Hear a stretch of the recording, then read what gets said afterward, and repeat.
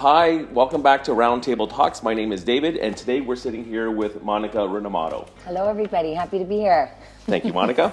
Monica, how long have you been in the industry as a realtor? I have been in the industry for just over a year now, so I am still fairly new to the business.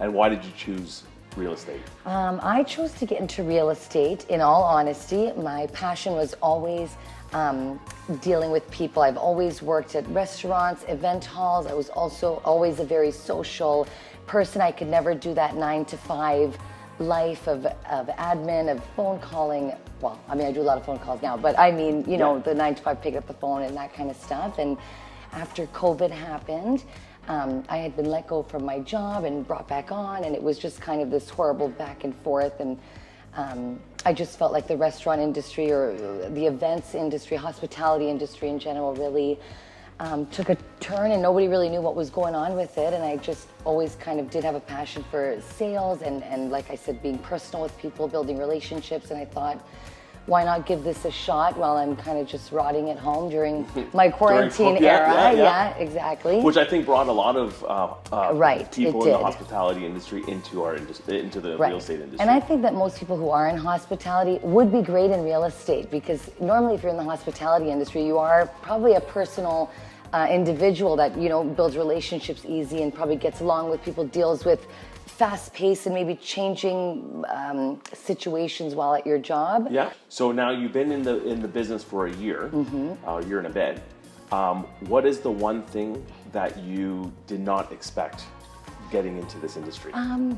I think that I did expect to be, so on Instagram, on the internet, everywhere we see, real estate looks really glamorous. And it can be, and I think it is, once you've really made it. Right. And I think I didn't realize how, I thought it was maybe going to come a little bit easier to me, and it was a little bit of a wake-up call, knowing that, you know, business doesn't just get handed to you. Yeah. And you really shouldn't get into this business thinking, okay, my friends and my family are going to use me and pay my bills, and they're going to be the ones to supply me with business. Like, right.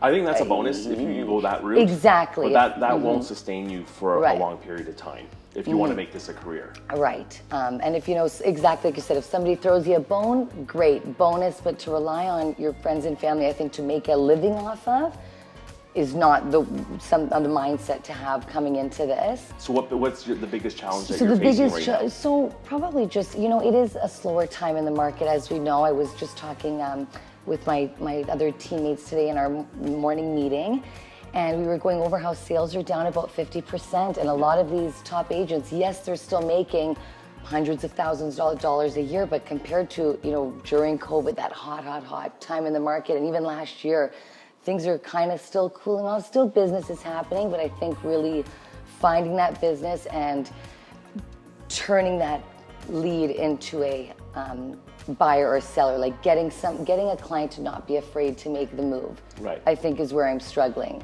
Okay, so and I was going to say, how are you tackling that challenge? But right now, it's a struggle.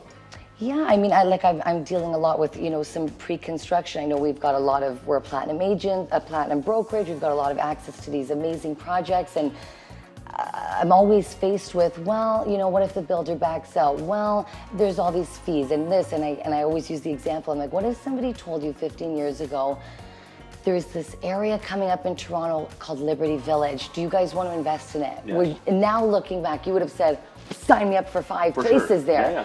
Right? So I'm trying to really convince people, not convince them, but preach and educate. That's the word I was looking for, of it's about a long-term thing. Yeah, there's some things in the beginning, whatever, but if you want this to be a long-term thing, you're going to make equity off it, leave it to your family, leave it to your kids, you guys to retire into, or even sell it, whatever, when the market does kind of pick back up again. So I think that's my hardest challenge, is really educating people. I don't want to say convincing, educating people. I think with real estate, it's not about convincing or really selling them on things. I think it's to show them again the value of a certain purchase, whether it's pre-construction or resale. You always have to, I think, guide the buyer or investor through the whole process, and they'll feel comfortable when they ultimately make that purchase. Even though you're relatively new in the industry, what's one piece of advice that you would give any new potential agents coming into the industry? Okay, well, take it from me, you guys. I wasted a lot of time. I know I've only been in it, like I said, just over a year. I think I would have been further along in my real estate career had I started off with a team. I really do feel like your brokerage is super important. Being in a brokerage that really cares. We are so active, I find, at this brokerage. We do events together, we do game nights here, we do meetings. Like, anybody is available for, a quick call. You answer my phone call at midnight. I'm like, Kate, if you don't mind, like, just call me right away. I'm like, oh, this guy is asleep. Anyway, so I really appreciate that. But being on a team, I really think has helped me a lot since I've joined the team that I'm on now. Just the confidence that you have, and you just kind of feeling busier, I guess, has pushed me a bit more. Like, I think newer agents maybe get discouraged in the beginning if they're not doing much, because again, it looks so, okay, I'm going to start, things are going to happen, whatever, right? And then, my first 5 or 6 months of maybe doing 1 or 2 lease deals that were kind of just shafted off to me because their credit score was like 502. I'm like, okay, I'm going to try and get these people in there. Was discouraging. And then it was scary to leave my past brokerage. I came here, I started on a team, and I think my confidence is up. I'm just doing a lot better. So I would definitely recommend that to a newer, maybe not even joining a team, but just being with a brokerage that really, you're not just a number. Yeah, like not just being a number to them. That they would just take anybody on. You really need that guidance in the beginning, because you can fall through the cracks very quickly. I think the education that the agents go through is the theory behind it, but I think everybody says, well, you should have learned that. We should have been taught how to market, we should have been taught how to deal with buyers and deal with sellers and all that sort of thing. But that's really left to the brokerages, I believe. That's the brokerage's job, or team leaders, in order to guide their agents throughout the whole process, and really train them and mentor them in order for them to be successful. What sort of CRMs do you use in order to keep your database in order? I use a few. Like I said, don't have a huge database, but you still want to keep, whoever you do have in your sphere, in your database, constantly connected with, right? And being top of mind, I guess. So I do use Follow Up Boss, which is great. I love that it shows you if they've opened your email, if they have clicked something, it shows like that kind of response from them.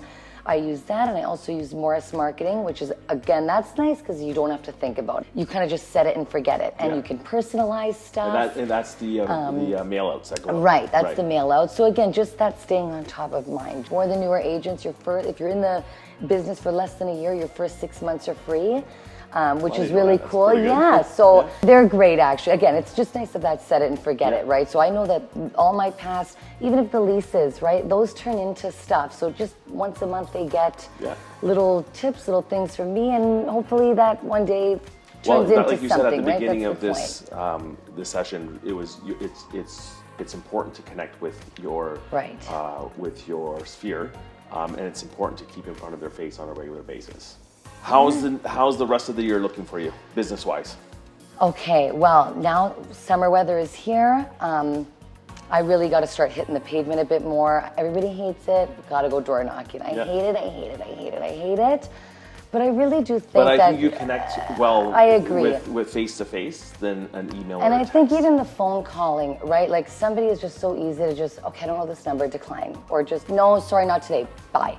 But kind of when you're talking to them in person, they might still slam the door, but normally they're like half decent people. Yeah, exactly. Majority won't. And I think just really pushing myself to do what I'm telling myself I need to do. Everybody knows the right things, but getting yourself to do it, right? Correct. Like saying, okay, I really want to get fit for summer. Okay, go to the gym, but getting yourself to the gym, right? It's just kind of getting myself to do the things that I really hate doing. The cold calling, the prospecting, the doing videos and feeling vulnerable, putting myself out there on, social media and stuff. But at the end of the day, I think, no, I have to not care, right? I have to do this for me and be hungry. And that's right. I think this industry is 99% rejection, but it really is. I like those but if you have that 1%, that's what you're looking for. Movie or book that you recently watched or read that you would recommend? Oh, okay. I'm an avid reader. I've already read about 12 books. Where are we? May? Up until now this year. Very good. They're probably not going to be for everybody. I typically like reading more thriller, mystery, darker stuff. Yeah. I actually just finished a book today about, what's it called? It's called Still Missing. It's on Audible and I think Kindle Unlimited. It's actually about a realtor who gets abducted from an open house. Oh, nice. So that was great. Yeah, that was great for me to read. And my mom's like, I don't want you doing those alone anymore. You have to have Mike there with you. Anyway, so that was a really good book. It'll scare you though, and you'll probably never want to do an open house again. And it was actually her mother who set it up. Really? Can you believe it? Oh my God, I just spoiled it. Oh no, okay, cut this out. I feel so bad. It was her mother that set her up. Okay. Anyways, keep reading that book. And what's a recent movie I watched? Oh, I don't know. Let me try and think. I saw one on Netflix called Yeah, Air. tell me. Air. Oh, about Jordan? Jordan. Okay, how was it? Yeah. It's really good. I didn't realize that Jordan's mother is a negotiator. Oh. She's the one that negotiated, ultimately, I guess their agent did, but she was heavily involved in securing the contract. She's like a Kris Jenner before Kris Jenner. Pretty much. Yeah, negotiating. So that was surprising, actually. Cool. I didn't realize how involved she was with his career at the beginning. So that was a pretty good movie on Netflix. Oh, Super Mario. I watched Super Mario. Did not see that. My kids saw it. No, it was great. Yeah. It was really nostalgic, and like Jack Black just has a special place in my heart. So he played Bowser. So the movie was really, really cute and fun. I'm into those though. Yeah. I don't want to think too much. They're just nice, easy, fun movies I enjoy. Yeah. Well, Monica, I really want to thank you for joining me today. My pleasure. I can't wait. All the best for the remainder of the year. Thank you. I know you'll do very well. Thank you. Until next time, everybody, remember to hit like and subscribe to this channel. Have a good day.